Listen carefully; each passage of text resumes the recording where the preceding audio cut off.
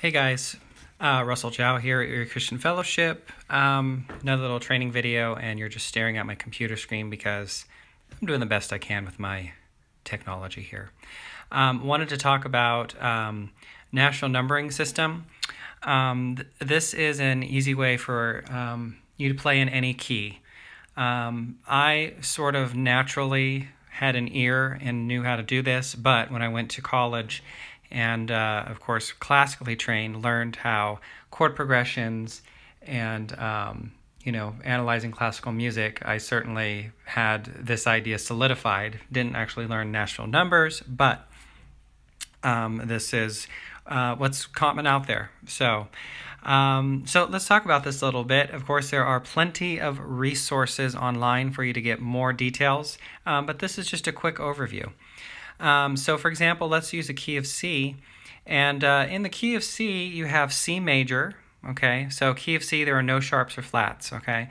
So the chords you can use are C major, D minor, and as you can see there, I have the chords written out, E minor, F major, G major, A minor, and B diminished. And the B diminished is not a typical chord in modern worship, but it does exist in the key of C.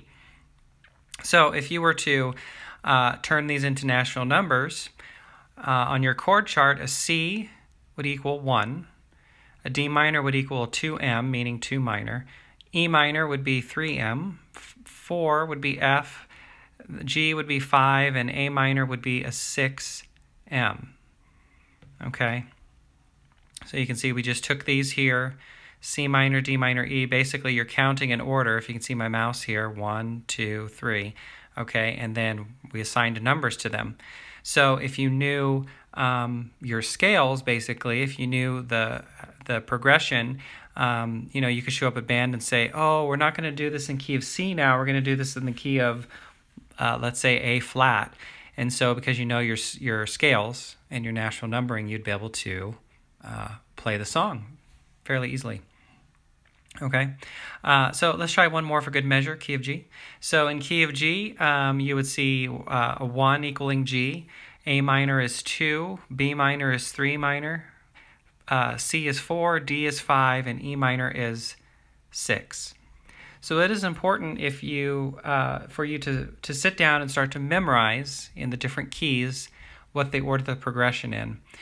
When you're in a major key, the 1 chord is major, the 2 chord and 3 chords are both minor, your 4 and 5 chords are major, and then your 6 chord is minor. Okay, I don't have this in front of you. So again, your 1 chord is major, your 2nd and 3rd chords are minors, your 4th and 5th chords are major, and then your 6th chord is minor. And remember that 7th chord is a diminished chord. Okay, two more examples. In the key of E, you have E, F sharp minor, G sharp minor, A, B, and C sharp minor. You see there. So basically, looking at my mouse, E would be 1, F sharp minor would be a 2 minor, G sharp minor would be a 3 minor, A would be 4, B would be 5, and C sharp minor would be 6. And so there are resources out there for you to research this more. For example, often you'll play, let's go back to key of C here. When you're in key of C, often you'll have like a G sus, a suspended. Probably most of you know what that is. And so the way you would indicate that would be you would write the word 5 sus. So it's really the same pattern. And so if I, instead of playing in C, I needed to play in the key of B, and the 5 needed to be sus, it would be still 5 sus, but I have to know in the key of B, the 5 chord is B, C, D, E, F sharp. Okay? So it will be important for you to learn your scales. You can access national numbers to get more research. And if you have any questions, give me a shout. Bye.